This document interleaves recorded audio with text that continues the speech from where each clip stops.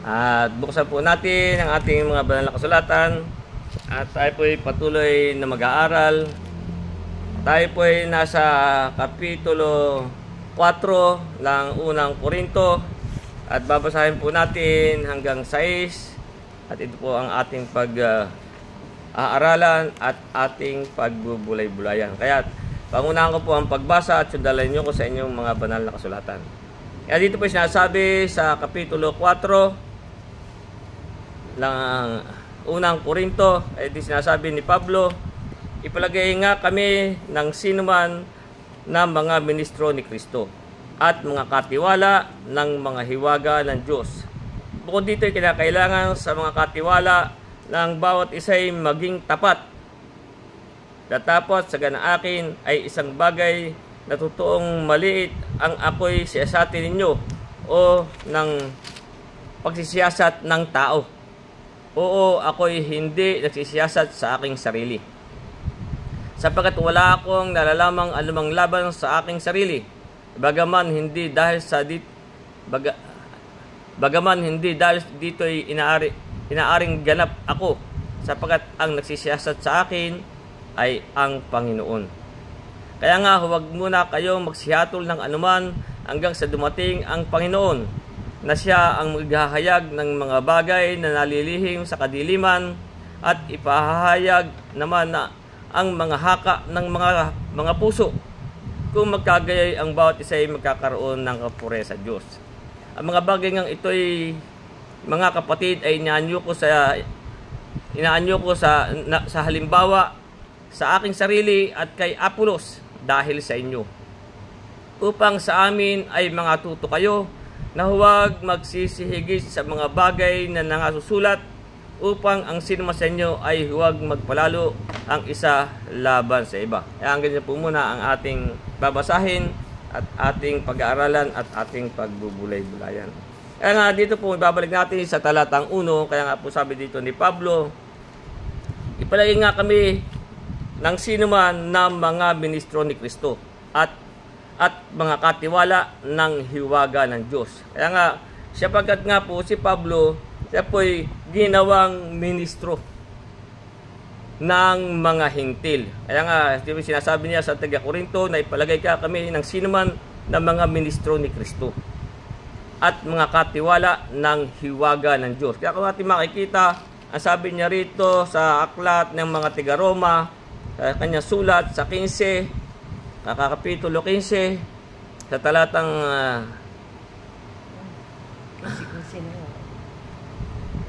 sa talatang 15 rin po. Kaya nga, sabi nga po niya dito sa Roma 15:15, ngunit sinulatan ko kayo na may dakilang kalaya. Yun po sabi niya sa Roma, sa mga tiga-Roma. Ngunit sinulatan ko kayo na may dakilang kalayaan na bilang pagpaalala sa inyo dahil sa biyaya na sa akin ay ibinigay ng Diyos. Yung po ang pinagkaloob sa kanya o ibinigay ng Diyos, sabi, upang ako'y maging ministro ni Kristo Jesus. Siya po'y ginawang ministro. Upang ako'y maging ministro ni Kristo Jesus sa mga hintil na nangangasiwa sa ebanghelyo. Doon nga po siya nangangasiwa sa ebanghelyo ng Diyos, upang ang mga hintil ay maging kalugod-lugod na handog, palibas ay siya pinapaging banal sa Espiritu Santo. Kaya nga, ayun nga po niya, sabi niya sa mga tiga Korinto, na ipalagay nga kami ng sinuman ng mga ministro ni Kristo at mga katiwala. Sila po yung mga katiwala ng hiwaga ng Diyos. Sakat nga po siya ilagay na maging ministro ng mga hintil na nangangasiwa sa ebanghelyo ng Diyos. Siya po doon inilagay ng Diyos. At dito rin sa unang Korinto 3:5, kaya nga dito sinasabi, ano nga si Apolos, ano nga si Pablo, sabi, mga ministro, sabi nga, mga ministro sa pamamagitan nila ay nagsisampalataya kayo. At sa bawat isa, ayon sa ipinagkaloob ng Panginoon sa kanya. Kaya nga po, yun po ipinagkaloob sa kanila. Kaya nga sila po mga ministro sa pamamagitan nila ay nagsisampalataya kayo. Kaya nga yun nga sinasabi nga po ni Pablo sa kanila, na ipalagay nga kami na sinuman ng mga ministro ni Kristo at mga katiwala ng mga hiwaga ng Diyos. Sila po ay talagang itilagay na maging mga ministro. Kaya nga po si Pablo ay ministro din ng bagong tipan. Siya po ang inilagay na ministro ng bagong ang pinangaral po niya ang Ebanghelyo. Kaya kung makikita natin dito po sa ikalawang Korinto sa kapitulo 3,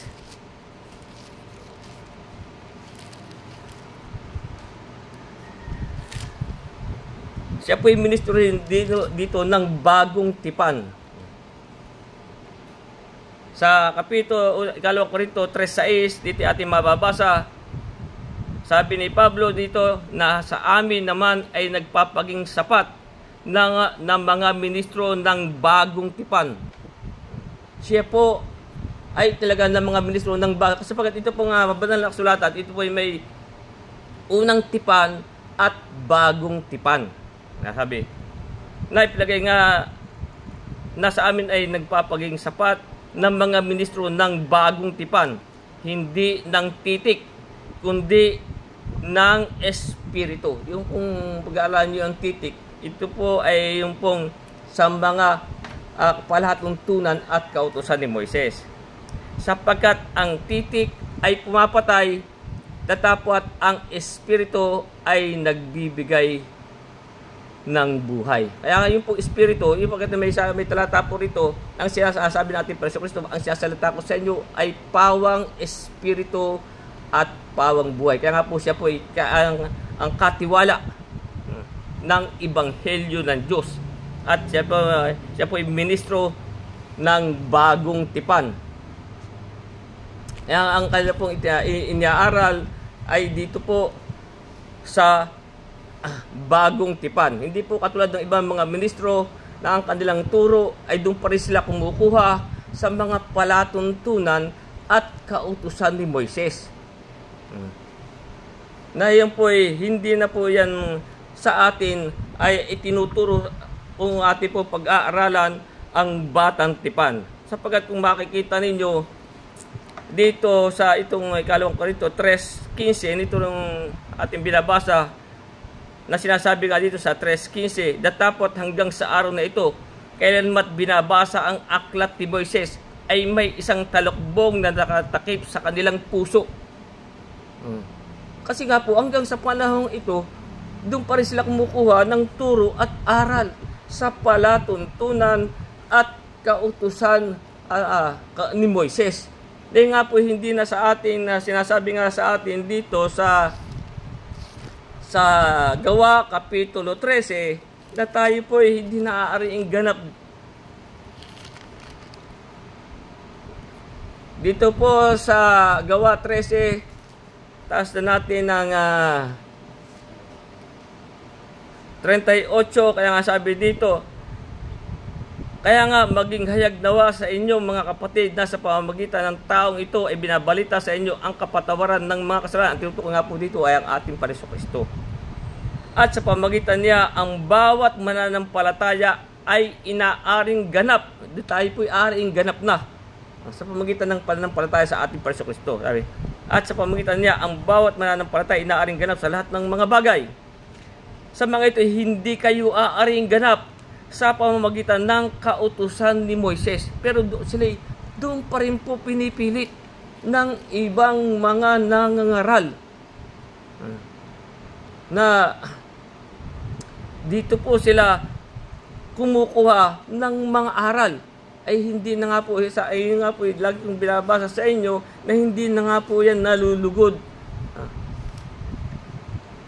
Na ang sabi nga dito sa aklat sa Hebreo sa 10:8, na ang sabi nga po dito sa itaas ay sinabi, mga hain at mga handog na susunugin buwat haing patungkol sa kasalanan ay hindi mo ibig, hindi mo rin kinalulugdan ang mga bagay na inihahandog ayon sa kautusan. Saka sinabi niya, narito ako'y paparito upang gawin ang iyong kalooban. Inalis niya ang una, yung nga po yung unang tipan, upang itatag ang ikalawa. Kaya nga po siya ay ministro ng bagong tipan. Hindi na po tayo doon lumalakad sa mga palatuntunan at kautusan ni Moises. Yung pong karamihan pong nangangaral sa panahong ito ay doon po pa rin pinipilit. Kaya nga, ang sabi nga sa Colosas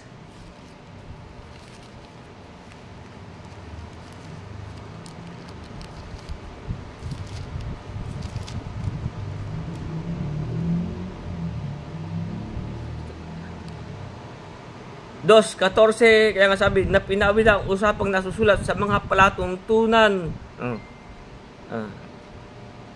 laban sa atin, na hindi ayon sa atin, hindi na po yung ayon sa atin, yun po yung kay Moises, at ito'y kanilang inalis na ipinako sa krus.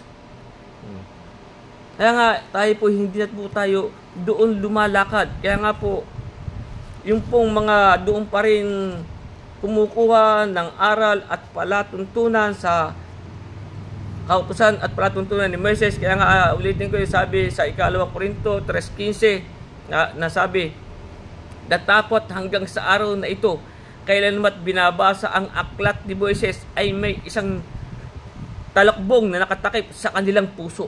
May nakatalakbong. Kaya nga sabi 16, ngunit kailanmat magbalik sa Panginoon ay naalis ang talakbong. Kaya kung doon pa rin sila malalakad, ay mayroon pong nakatalakbong sa kanilang puso. Kaya nga ang sabi sa dito, at sila'y mga katiwala ng mga hiwaga ng Diyos. Ito po na may ating napag-aralan na kung ano po, kung sila po yung naging katiwala ng mga hiwaga ng Diyos. Kaya nga kung dito po sabi sa Colosas 1:26,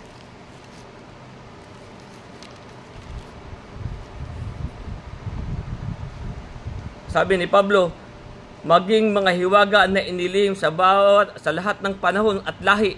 Ito po yung hiwaga na sinasabi, hiwaga ng Diyos, sabi.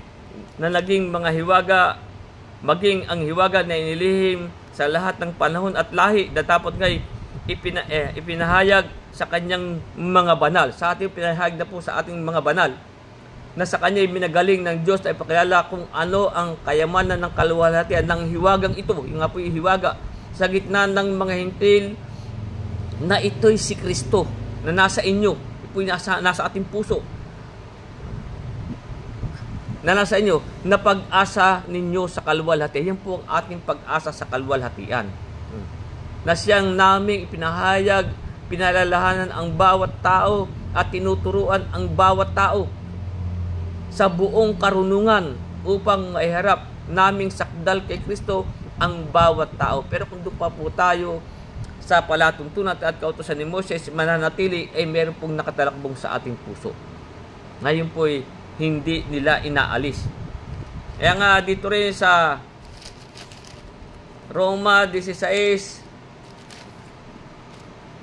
sa 25 na kaya sinasabi, at ngayon sa kanya na makapangyarihan na sa inyo'y makagpapatibay ayon sa aking ebanghelyo at sa pangangaral ni Jesucristo, ayon sa pahayag ng hiwaga na natatago sa katahimikan ng panahong walang hanggan. Yung nga pong hiwagang ito'y natago sa katahimikan ng panahong walang hanggan. Datapwat, sabi, nahayag ngayon po nahayag sa pamamagitan ng mga kasulatan at ng mga propeta. Ito pinahayag na sa pamamagitan ng mga kasulatan at ng mga propeta, ayon sa ipinag-utos ng Diyos. Ito yung ipinag-utos ng ngalan Diyos, na walang hanggan, ay maipakilala sa lahat ng mga bansa upang magsitalima sa pananampalataya. Ito po'y pinahayag na sa pamamagitan ng kasulatan at ng mga propeta. Kaya nga kung makikita natin dito sa Pedro, sa unang Pedro,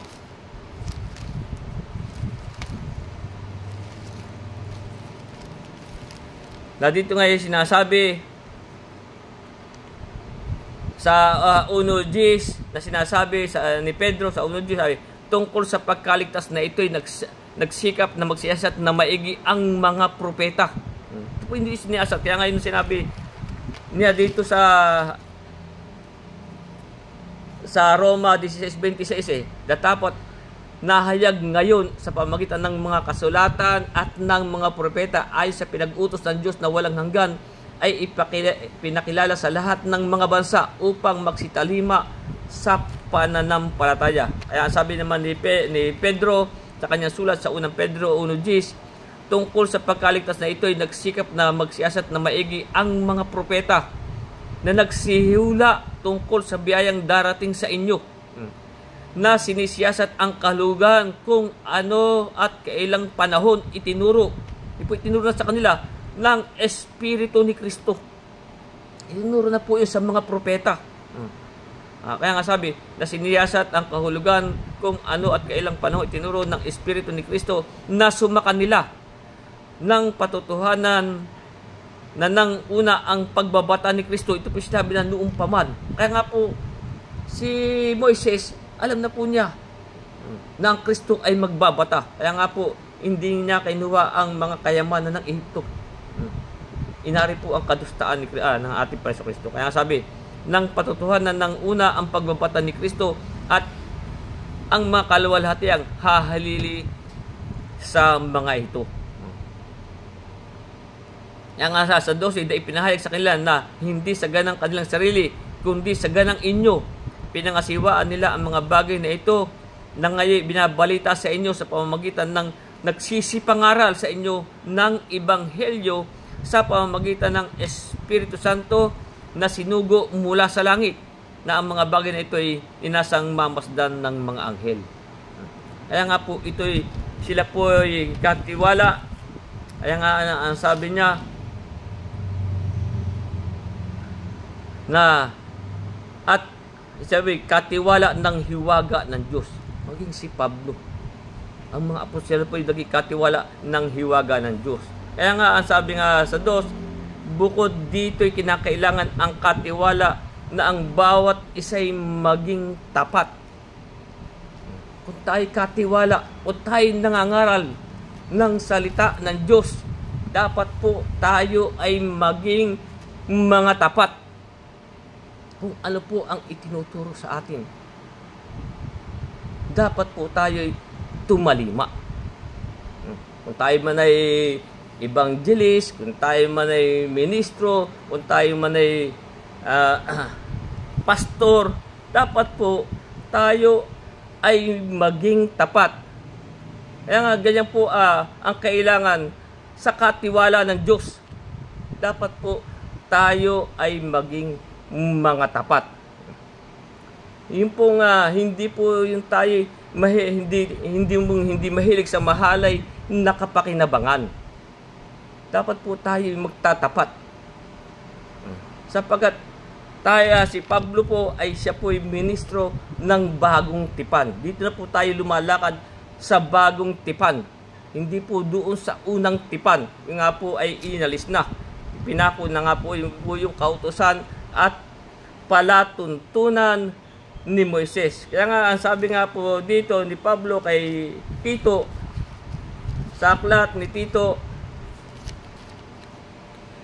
sa kapitulo 1 sa talatang 7, na sabi nga dito ni Pablo kay Tito, sapagkat dapat na ang obispo ay walang kapintasan. Dapat kung tayo may ministro o obispo, pastor, evangelist, dapat po tayo'y walang kapintasan. Sabi, palibas ay siya'y katiwala ng Diyos. Ganyan po ang mga katiwala ng Diyos. Dapat po maging mga tapat.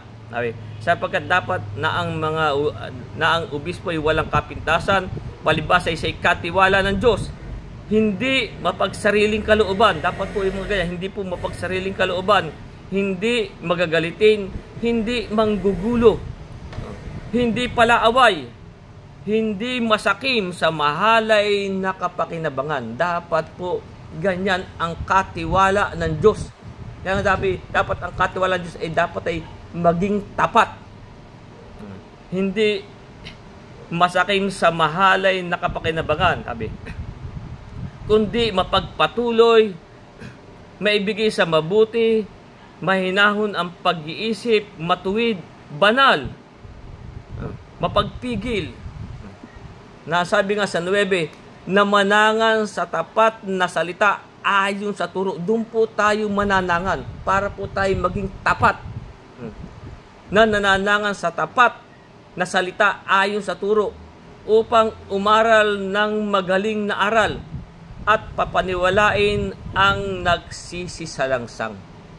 Kaya nga po yung sabi sa ating pinag-aaralan na ang sabi, bukod dito kinakailangan sa mga katiwala na ang bawat isa'y maging tapat. Hindi po yung mahilig sa mahalay na kapakinabangan.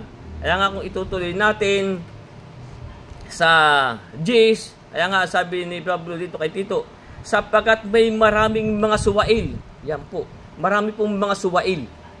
Hindi po yan hindi po mga tapat. Sabi, sapagkat may maraming mga suwail na mapagsalita ng walang kabuluhan at mga mandaraya. Lalong-lalo na yaong mga sa pagtutuli. Kung yan pa po ang kanilang ituturo, yung po sa mga pagtutuli. Sabi na ang kanilang mga bibig ay nararapat matikom, mga taong nagsisipanggulo sa buong mga sambahayan na nagtuturo ng mga bagay na di nararapat. Yun po yung mga bagay na hindi nararapat na ituro, itinuturo pa rin nila. Bakit hindi ituturo yun? Ano sabi? Dahil sa mahalay na kapakinabangan. Pero po ang dapat po sa mga katiwala ng Diyos ay dapat po ay tayo'y maging mga tapat. Kaya nga, ang sabi ni Pablo sa 2 Korinto, Kapitulo 2, sa talatang 17, kaya nga, ang sabi ni Pablo, sapagkat hindi kami gaya ng karamihan na kinakalakal ang salita ng Diyos. Kung tiyang pong mga ganyang kinakalakal na salita ng Diyos, ay yung po ay mga hindi po yung mga tapat. Kaya nga sabi ni Pablo, sapagkat hindi kami gaya ng karamihan na kinakalakal ang salita ng Diyos, kundi sa pagtatapat. Ganyan po sila nangangaral. Kundi sa pagtatapat at gaya ng mula sa Diyos, sa harapan ng Diyos, ay nagsasalita kami para kay Kristo. Ganyan po ang talagang maging katiwala na tapat. Na dapat po tayo ay nagsasalita para kay Kristo. Hindi po yung katulad ng sinasabi dito sa aklat ng Tigaroma na ang sabi nga dito ay sa 16, 17, ang sabi, ngayon pinamanik ko sa inyo mga kapatid, tatandaan ninyo ang yaong mga pinanggagalingan ng pagkakabahagi at ng mga katitisuran laban sa aral na inyong napag-aralan at kayo magsilayo sa kanila. Sapagkat ang mga yun ay hindi nagsisipaglingkod sa Kristong Panginoon. Hindi po sa Kristong Panginoon. Saan po naglilingkod yun? Kundi sa kanilang sariling tiyan. Nasa pamamagitan ng kanilang mabuting pananalita at maiinam na talumpati ay dinadaya ang puso ng mga walang malay. Doon po. Kaya nga, sina Pablo, kaya nga ang sabi ni Pablo, bukod dito kinakailangan ang katiwala, dito kinakailangan na ang mga katiwala na ang bawat isa'y maging tapat. Dapat po, ganyan po tayo. Tayo po'y lalakad sa pagtatapat. Hindi po yung mahilig sa mahalin na kapakinabangan. Nasabi pa nga dito sa unang Pedro, Kapitulo 4, sa talatang 10, na sabi nga dito, na ayon sa kaloob, sabi po ni Pedro, na ayon sa kaloob na tinanggap ng bawat isa, ay ipaglingkod sa inyo rin na gaya ng mabuting katiwala. Dapat po tayo mabuting katiwala ng masaganang biyaya ng Diyos. Na sabi sa 11, na kung ang sino may nagsasalita, kung tayo po'y nagsasalita, o kahit tayo may nangangaral, sabi, ay gaya ng sa aral ng Diyos. Kung ang sino man ay nangangasiwa, ay gaya ng kalakasang ibinigay ng Diyos, upang ang Diyos ay papurihan sa lahat ng mga bagay sa pamamagitan ni Jesucristo, na sa Kanya ang kalwalatian, paghahari, magpakailanman siya nawa. Ganyan po dapat tayo maging tapat. Nasabi nga ng ating Panginoon Jesucristo sa aklat ni Lucas sa 12, dito sa 12:42 ng ni Lucas, nasabi nga dito, Lucas 12:42 sabi, at sinabi ng Panginoon, sino baga ang katiwalang tapat at matalino? Tayo mga katiwalang Diyos, sabi. Sinabi ng Panginoon, sino baga ang katiwalang tapat at matalino na pagkakatiwalaan ng kanyang Panginoon, ng kanyang sambahayan, upang siya'y bigyan ng kanyang bahagi na pagkain sa kapanahunan. Sabi. Kaya nga sabi sa 43, mapalad ang aliping yaon. Yung pong aliping yaon, yung tapat. Mapalad ang aliping yaon, na kung dumating ang kanyang Panginoon, ay marat na siyang gayon ang ginagawa. Dapat po, tapat.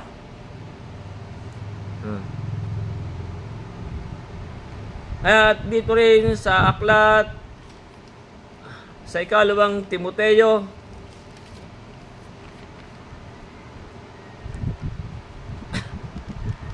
Kapitulo 2, sabi nga ni Pablo kay Timoteo, sa ikalawang Timoteo 2, sa 1 at 2, kaya nga sabi dito, ikaw nga anak ko, magpakalakas ka sa biyaya na nasa kay Kristo Jesus, na ang mga bagay na iyong narinig sa akin, nga po, sabi ni Pablo, ang mga bagay na iyong narinig sa akin, sa gitna ng maraming saksi, ay siya mo ring ipagkatiwala sa mga taong tapat.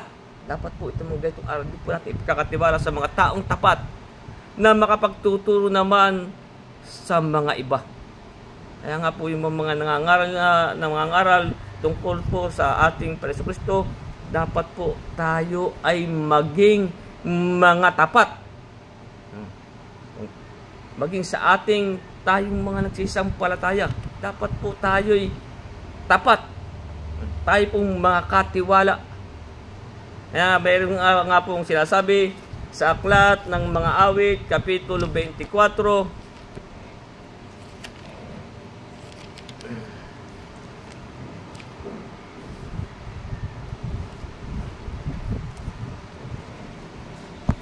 sa simulan natin sa 4 at 5, kaya sabi awit 24, 4 at 5 sabi, siyang may malinis na mga siyang may malinis na mga kamay at may dalisay na puso, na hindi nagmamataas ang kanyang kaluluwa sa walang kabuluhan, at hindi sumumpa na may kabulaanan. Sabi, siya'y tatanggap ng pagpapala sa Panginoon. Yun po ang tatanggap ng pagpapala sa Panginoon. At ng katuwiran sa Diyos ng kanyang kaligtasan. Ay ulitin ko po, siyang may malinis na mga kamay at may dalisay na puso, na hindi nagmataas ang kanyang kaluluwa sa walang kabuluhan, at hindi sumumpa na may kabulaanan. Siya'y tatanggap ng pagpapala sa Panginoon at ng katuwiran sa Diyos ng kanyang kaligtasan. Yung po'y tatanggap. Yung may mga malinis na kamay at puso. At dito pa rin sa aklat ng ni Mateo, sa 5:8, kaya nga sabi dito ng ating Panginoon Jesucristo,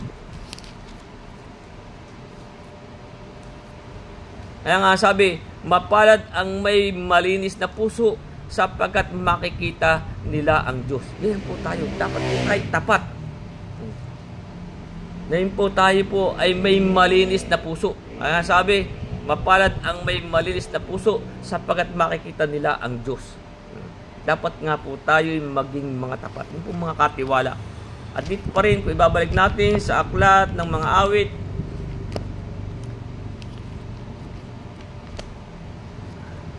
sa 31,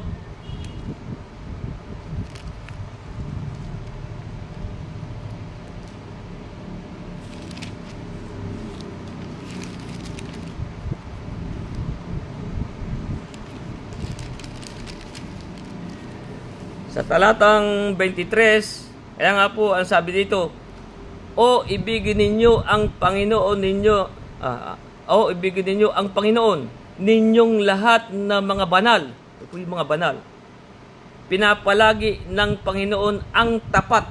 Sa Panginoon po mga tapat. Ito po yung pinapalagi ng Panginoon. Pinapalagi ng Panginoon ang tapat. At pinaghihigantihan lubos ang manggagawang palalo. Eh, kung tayo po yung manggagawang palalo, eh yun po yung pinaghihigantihan. Sabi, ibigin ninyo ang Panginoon ninyong lahat na mga banal. Yun po yung mga banal. Ibig sabihin, mga malinis. Pinapalagi ng Panginoon ang tapat. Yun po mga tapat. Yun po pinapalagi ng Panginoon. At pinaghihigantihan lubos ang manggagawang palalo. Kaya po dapat po sa atin, kaya nga sabi sa ating pinag-aaralan, bukod dito kinakailangan ang katiwala na ang bawat isa'y maging tapat. Maging tapat lang po tayo. Tayo po may malinis na kamay at puso. Kaya nga sa 3 at 4 ay ating babasahin, datapos saga ng akin ay isang bagay na natutong maliit na ako'y siyasatin ninyo. Kaya sabi, o ng pagsisiyasat ng tao. Oo, ako'y hindi nagsisiyasat sa aking sarili. Dapat siguro po sinisiyasat ng mga taga-Korinto. Sapagat wala akong nalalamang anumang laban sa aking sarili. Bagaman hindi dahil dito'y inaring ganap ako. Sapagat ang nagsisiyasat sa akin ay ang Panginoon. Tama po, sapagat ang nagsisiyasat po ng ating puso at pag-iisip at nakakalam ay ang Panginoon. Pero kung ito po binasa ko sa English, nakalagay po yung judge. O wag nating husgahan, ibig po sabihin. O wag nating hatulan. O ganoon din po. Kasi dito po medyo malamlam ang pagkakakuan siya sa atin. Pero doon sa English po, ay nakalagay po doon, ay judge. O wag natin siya atin, wag natin pong husgahan. Ibig po sabihin, o wag nating hatulan. Kaya nga, sapagkat ang sabi nga dito sa 2 Korinto 2:15, na sabi nga,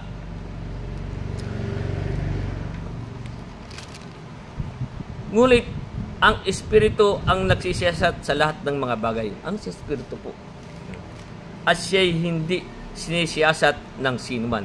Kaya nga, siya ang Diyos po. Kaya ngayon nga po, sabi niya, sa 4, sapagkat wala akong nalalamang anumang laban sa aking sarili, bagaman hindi dahil ako'y inaring ganap, hindi dahil dito'y inaring ganap ako, sapagkat ang nagsisiyasat sa akin ay ang Panginoon. Nga po, ang Panginoon po Espiritu, ang Diyos po Espiritu. Ang Diyos po ang magsisiyasat sa atin. Sapagkat, yung nga po ang sabi, ang nagsisiyasat ng ating pong puso at pag-iisip, ang Diyos. Ang sabi nga po dito sa aklat ng Apokalipsis, Kapitulo 2, talatang 23, na sabi, papatayin ko ng salot ang kanyang mga anak, at nalalaman ng lahat ng iglesia na ako'y yaong sumasaliksik ng mga pag-iisip at ng puso. At bibigyan ko ang bawat isa sa inyo ayon sa inyong mga gawa. Kaya tayo po'y sinasabi nga dito sa sigo, kaya nga huwag muna kayong magsihatol. O tayo, huwag muna tayong humusga. Ang Diyos po ang sa atin, at sapagat ang Diyos po ang nakakasaliksik ng ating puso at mga pag-iisip. Nasabi nga po sa Hebreo Kapitulo 4 at talatang 13, nasabi, at walang anumang nilalang na hindi nahayag sa kanyang paningin. Sapagkat wala pong anumang nilalang na hindi nahayag sa kanyang paningin. Siya po nakakasaliksik ng ating puso at pag-iisip. Huwag natin pong huhusgahan ng ating kapwa. Sabi, walang anumang nilalang na hindi nahayag sa kanyang paningin, ngunit ang lahat ng mga bagay ay hubad at hayag sa harapan ng mata niyaong ating pagsusulitan. Dahil po lahat ay magsusulit sa Diyos. Kaya nga, dito nga yung sinasabi ni Pablo, sinasabi niya, tatapos sa kanang akin ay isang bagay na totoong maliit na ako'y siya sa atin o kaya husgahan o hatulan o ng pagsisiyasat ng tao o po yung husgahan ng tao.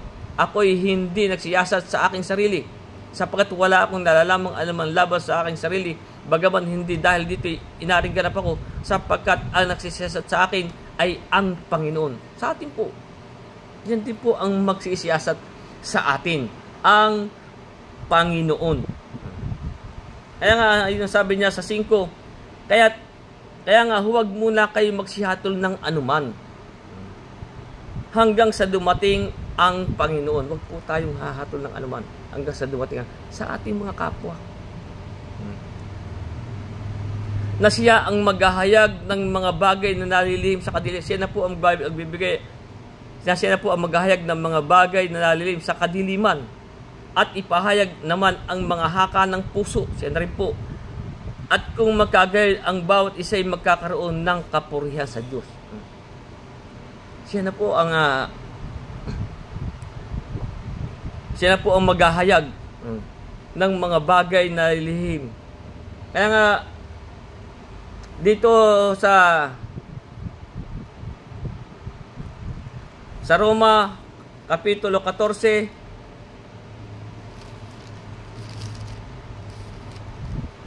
sa talatang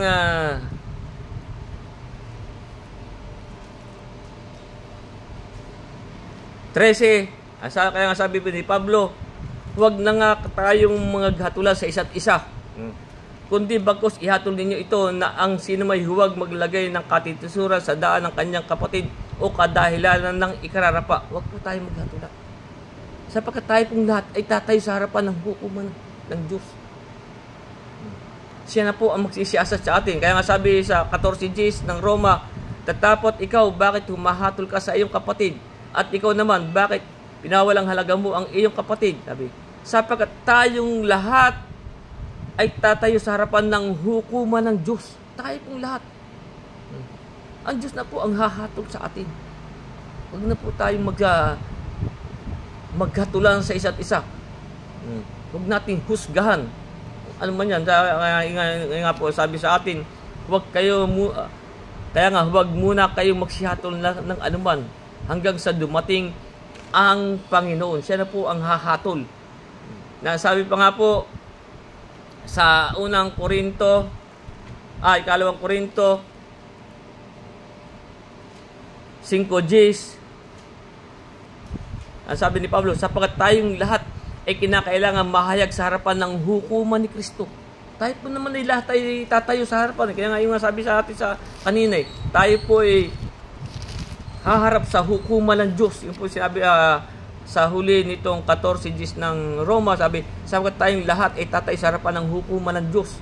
Kaya nga sabi sa 5 ng ikalawang Korinto, sapagkat tayong lahat ay kinakailangang mahayag sa harapan ng hukuman ni Kristo upang tumanggap ang bawat isa ng mga bagay na ginawa sa pamagitan ng katawan. Yung ating mga ginawa, kung anong ating ginawa, ayon sa ginawa niya, maging mabuti o masama.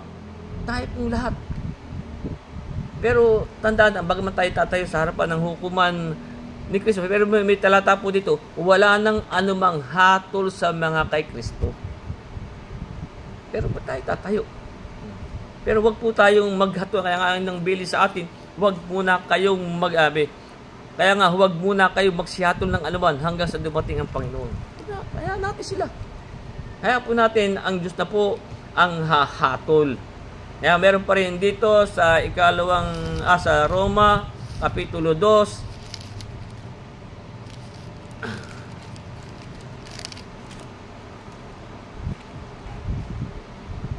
Kaya nga, sabi dito sa Roma 2:16, sabi, sa araw na hahatulan ng Diyos ang mga lihim ng mga tao.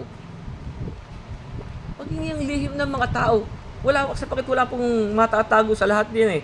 Sabi, sa araw na hatulan ng Diyos ang lihim ng mga tao ayon sa aking ebanghelyo. Diyan po ayon sa ebanghelyo sa pamamagitan ni Jesucristo. Kaya nga po yun ang sinasabi sa ating pinag-aaralan.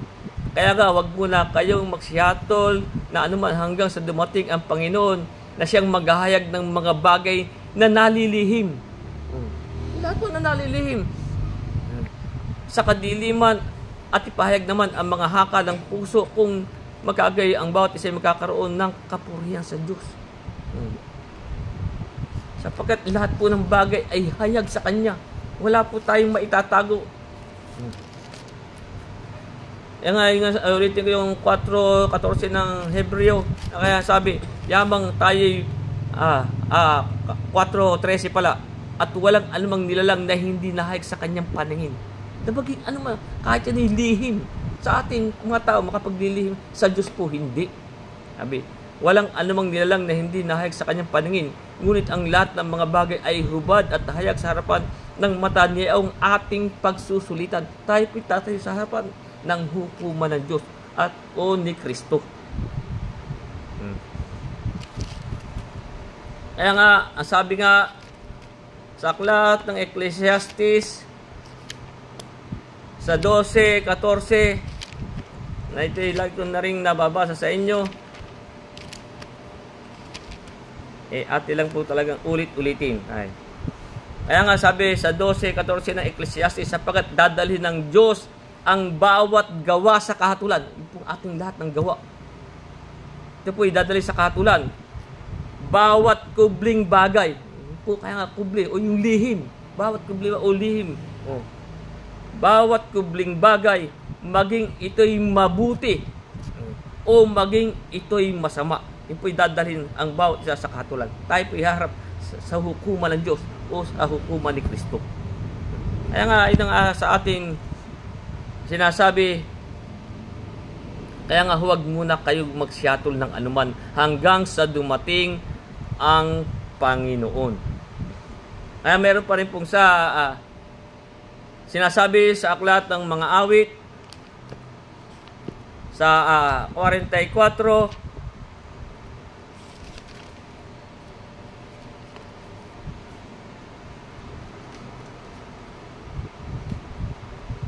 sa 21, kaya nga sabi dito sa aklat ng mga awit 44:21, hindi ba sisiyatin ito ng Diyos? Hindi ba sisiyatin ito ng Diyos sapagkat nalalaman niya ang mga lihim ng puso. Alam po yan. Yung lahat ng lihim. Kaya tayo po huwag muna tayong maghatulan ng anuman. Sa 6, kaya nga dito naman ay pababago ang ating paksa. Ang sabi nga po dito, ang mga bagay ng ito, mga kapatid, ay inaanyo ko sa halimbawa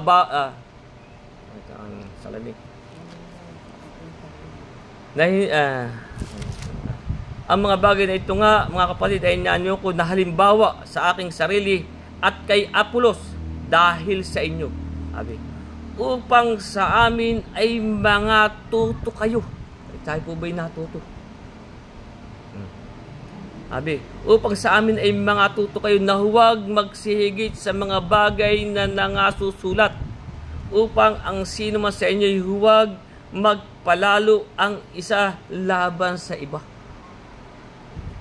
Dapat po tayo huwag higit sa mga bagay na nangasusulat. Sabi, upang sa amin ay mga tuto kayo. Yung halimbawa po niya sa kanya sarili at kay Apolos. Tayo po ba'y natuto kay Pablo? Sabi nga niya sa Filipos 4:9,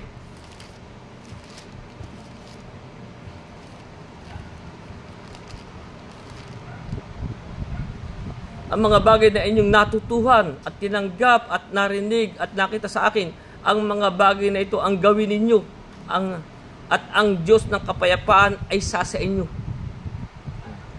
Tayo po ba'y natuto? Kaya nga yung sinasabi ni Pablo, upang sa amin ay mga tuto kayo. Tayo po ba'y natuto sa mga sulat ni Pablo? At sabi nga dito rin sa unang Korinto 11:2, na sabi, kayo'y aking pinupuri nga sa lahat ng mga bagay ay naalala ninyo ako at iniingatan ninyo ang matibay ang mga turo na gaya ng ibinigay ko sa inyo. Tayo po ba'y natuto sa mga turo ni Pablo? Dito rin sa ikalawang Tesalonica, Kapitulo 2,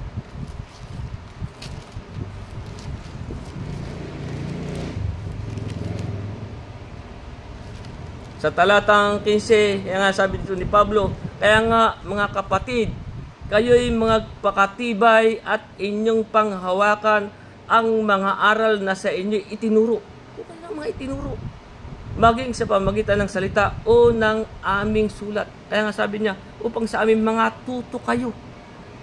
Tayo huwag magsisihigit sa mga bagay na nangasusulat. Kaya nga po, yun ay pinatutuhanan din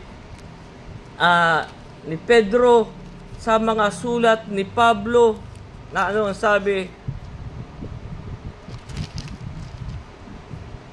ni Pedro sa ikalawang Pedro 3, ang ating sa pinatutuhan ni Pedro, sabi 3:15, at inyong ariin na ang pagpapahinod ng ating Panginoon ay pagliligtas, na gaya rin naman ni Pablo, sabi ni Pedro, na ating minamahal na kapatid na ayon sa kanyang karunungan ay ibinigay sa kanya, ayon sa karunungan ibinigay sa kanya, ay sinulatan kayo. Tayo po sinulatan, sabi upang sa aming mga tuto kayo.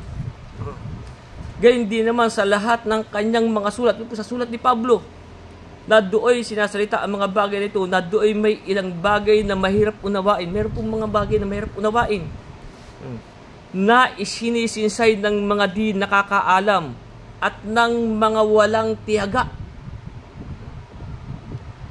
Lagarin naman ng kanilang ginawa sa ibang mga kasulatan sa ikapapahamak din nila. Tayo po ba'y natuto? Yung sinasabi ni Pablo. Kaya sabi, upang sa amin ay mga tuto kayo na huwag magsihigit sa mga bagay na nangasusulat. Upang ang sinuman ay sa inyo ay huwag magpalalo ng isa laban sa iba. Ano po ba yung palalo, isang kahulugan? Ito lagi kong na rin nababasa sa inyo. Anong kahulugan ng palalo? Dito po sa aklat ng mga awit, 119, sa talatang 69, na sinasabi, ang palalo ay kumakatha ng kabulaanan. Yun po yung mga kumakatha ng kabulaanan. Ang palalo ay kumakatha ng kabulaanan laban sa akin. Aking tutuparin ang iyong mga tuntunin ng buong po. Yung ganun po. Kumakatha po ng kabulaanan. Yung po, para po tayo wag magpalalo. Wag po tayong kumatha ng kabulaanan. Sabi, upang sa amin mga tuto kayo na wag magsisigit sa mga bagay na nangasusulat, upang ang isa'y wag magpalalo laban sa iba. Sabi nga, upang ang sinumay sa inyo huwag magpalalo ang isa laban sa iba. May sa awit 5:6 na may sabi rin dito,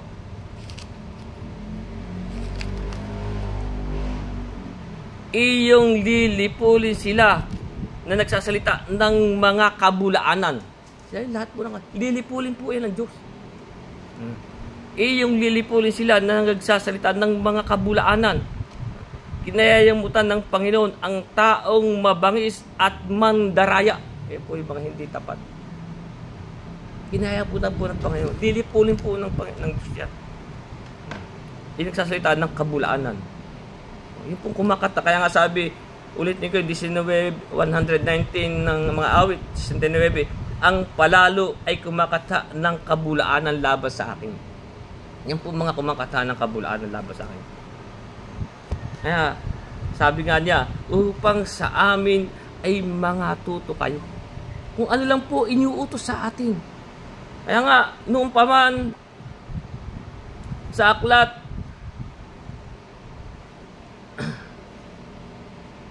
ng Deuteronomio, may sinasabi, ito po pinagbili na nung una pa man ng Diyos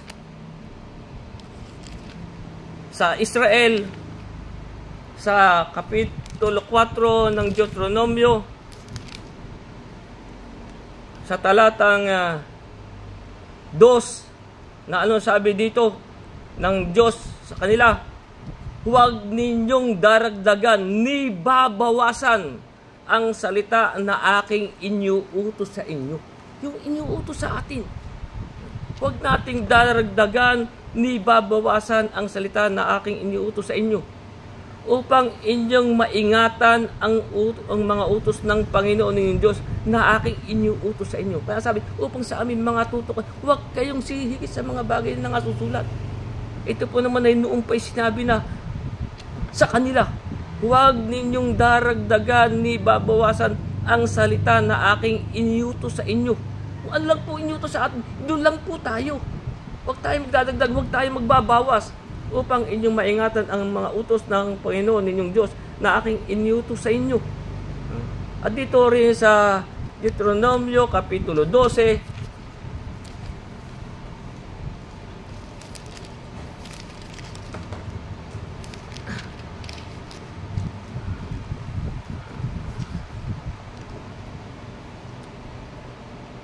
sa talatang 32 na ang sabi, kung anong bagay ang iniutos ko sa inyo, siya mong isasagawa. Huwag mong daragdagan ni babawasan. Kung ano lang yung iniutos sa atin. Sabi, kung anong bagay ang iniutos ko sa iyo, siya mong isasagawa. Yun pong ating isasagawa. Ayun pong ating susundin. Huwag mong daragdagan ni babawasan. Kaya ngayon sabi ni Pablo, upang sa aming mga tuto kayo, na kayo huwag magsigit sa mga bagay na nangasusulat. Kaya nga ang sabi sa aklat ng Kawikaan, sa Kapitulo 30, kaya nga sabi, upang ang katiwala ng Diyos ay maging mga tapat.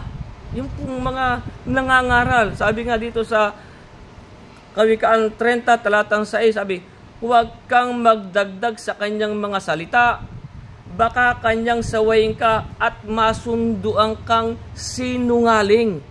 Kung tayo magdadagdag, tayo po'y masusundo ang sinungaling. Saan po mapupunta ang mga sinungaling? Sa lahat ng mga sinungaling. Hindi po ba nasa Apokalipsis yun? Sa dagat-dagatang apoy. Kaya sabi, huwag kang magdaragdag sa kanyang mga salita, baka kanyang sabayin ka at masunduan kang sinungaling. Kaya nga sabi, dapat po tayo may matuto kay Pablo na sabi, upang sa aming mga tuto kayo na huwag magsigit sa mga bagay na nangasusulat, upang ang sino sa inyo huwag magpalalo ng isa laban sa iba. Ang sabi nga sa aklat ng Apokalipsis,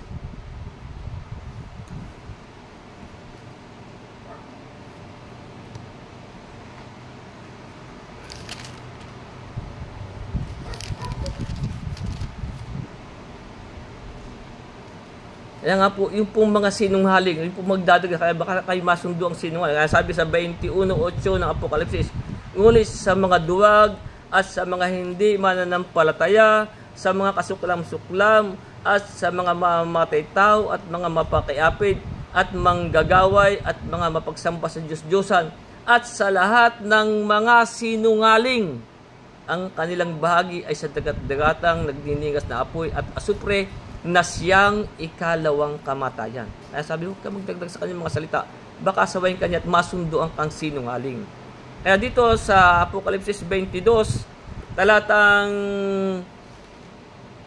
18, na ang sabi, aking sinaksihan sa bawat taong nakikinig sa mga salita ng hula ng aklat na ito.